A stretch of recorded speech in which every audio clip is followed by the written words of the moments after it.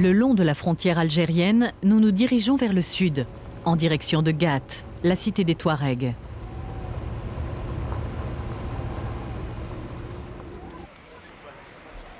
La forteresse apparaît. Ghat a toujours subi la tutelle étrangère. Pourtant, que ce soit les Turcs, les Français ou les Italiens, les colonisateurs venus d'Europe n'ont pu en fin de compte tirer un profit économique ou stratégique de ce point perdu dans le désert, de cette oasis trop éloignée et de ses habitants trop obstinés, les Touaregs.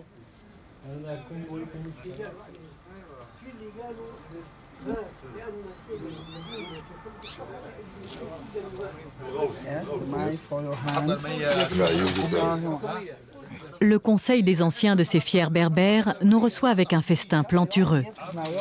Le cheikh Mohamed est en quelque sorte le maire de Ghat. Et il ne manque pas de nous vanter la terre et le peuple de cette région désertique. Il fut en quelque sorte l'un des pionniers du développement d'une sorte de tourisme doux. Mais avant que tous ces sujets ne soient abordés, le fameux thé vert à la menthe contribue à la détente générale.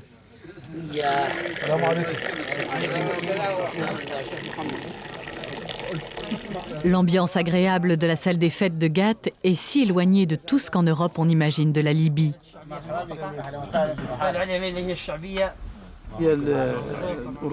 Les Européens ont des avis partagés à notre égard. Certains nous comprennent et entre eux et nous, il n'y a pas de problème. Tout va bien. Les autres, par contre, sont sous l'influence d'informations erronées.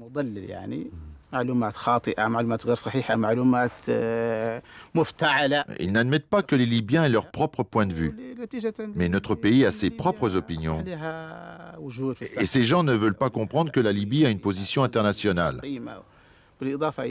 Finalement, nous avons un certain poids économique et politique, et pas seulement dans le monde arabe, mais bien au-delà.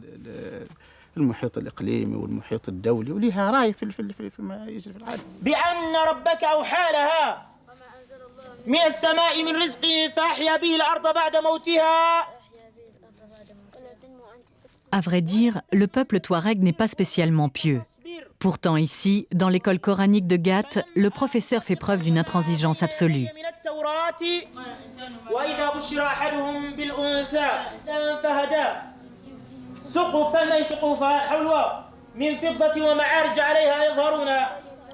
Il récite quelques mots tirés du Coran.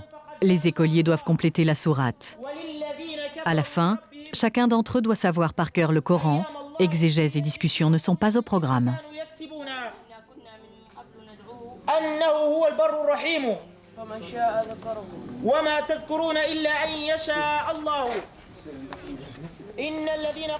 En fin d'après-midi, nous allons encore à la mosquée de Ghat, vieille de plus de 600 ans. Naturellement, la partie neuve de la ville a aussi une maison de prière moderne. Il paraît que les anciens préfèrent prier ici. En tout cas, depuis peu, ils utilisent un micro.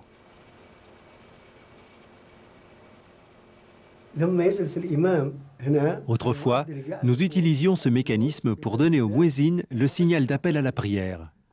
Il n'y avait pas d'électricité. On secouait donc la tringlerie pour avertir l'homme sur le toit. Aujourd'hui, tout passe par le micro, mais avant, cela marchait aussi.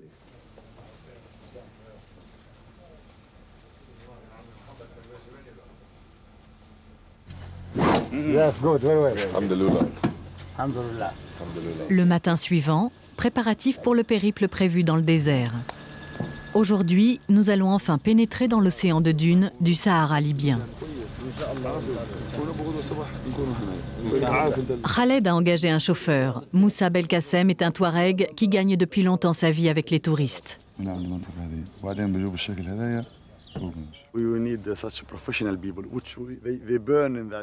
Nous avons besoin d'accompagnateurs professionnels qui soient nés ici. Ils sont d'ici et connaissent les pistes comme les doigts de la main. C'est important pour nous.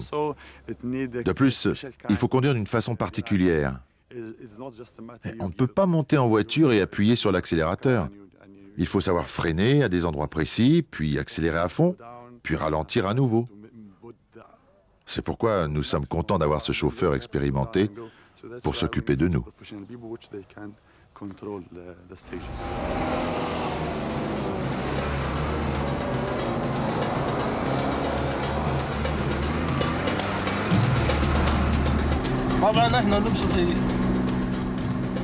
Mes collègues et moi-même devons parfaitement connaître tous les endroits et toutes les pistes. Nous ne nous servons pas de cartes, mais seulement de notre expérience, et nous nous concentrons en permanence pour éviter les erreurs et garantir la sécurité de nos compagnons de voyage. Malheureusement, les touristes oublient souvent ce que ça signifie de se déplacer par ici. Ils sont habitués à rouler seulement sur des routes goudronnées et ils s'étonnent quand ils s'ensablent ou même se retournent. Moi-même, je dois faire extrêmement attention, même si je m'y connais assez bien.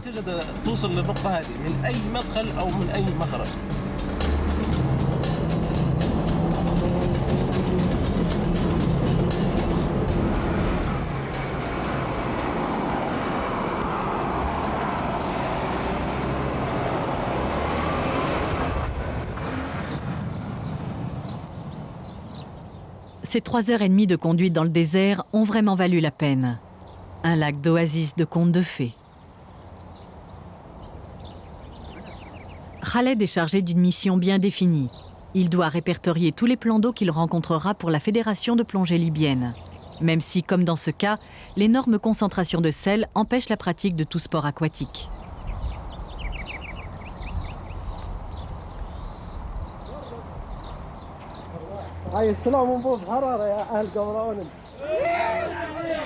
Notre chauffeur a entre-temps retrouvé de vieux amis. Salam alaikum.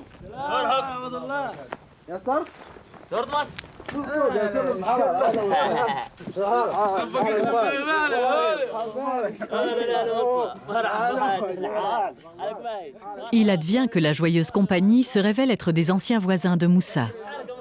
Aujourd'hui, ils habitent pour la plupart dans les quartiers neufs de Gat. Mais il leur arrive de se rencontrer quelquefois ici, à proximité de leur ancien village natal, pour la récolte des dattes, par exemple. En quelque sorte, ces jeunes gens considèrent ces palmiers comme leur propriété. Et personne n'ira vraiment leur disputer le maigre revenu apporté par la vente de leurs fruits sucrés.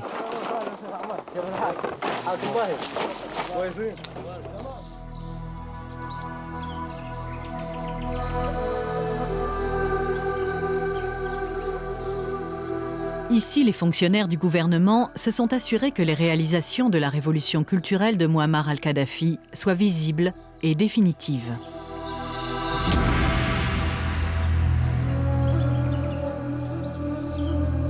Le progrès est sans retour. C'est à peu près ce que clame le message de la désolation organisée de ce village. Seules les pupilles de l'école coranique ne se laissent visiblement pas chasser de la mosquée.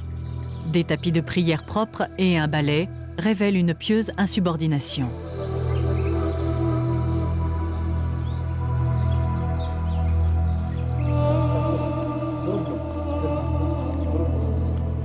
Moussa a dû également obéir aux directives de Tripoli.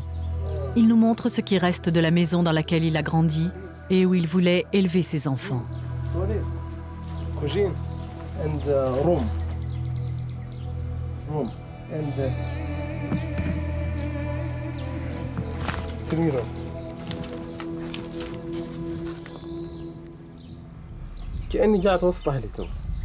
Je suis ici chez moi, c'est là que je suis né. Je suis heureux et aussi d'une certaine façon très triste. C'est un sentiment très particulier, mais en tout cas très profond.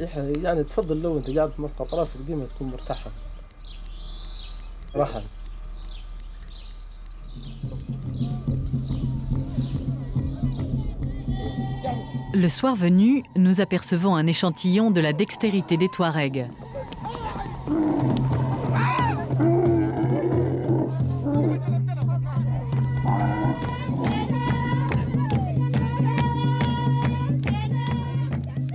Le spectacle est comme une représentation privée pour les visiteurs venus d'Allemagne. Ce qui s'exprime ici est davantage qu'un jeu de séduction pour gagner les faveurs des femmes. C'est l'expression d'un peuple qui essaie d'opposer la tradition tirée de sa propre culture à l'intrusion de la modernité.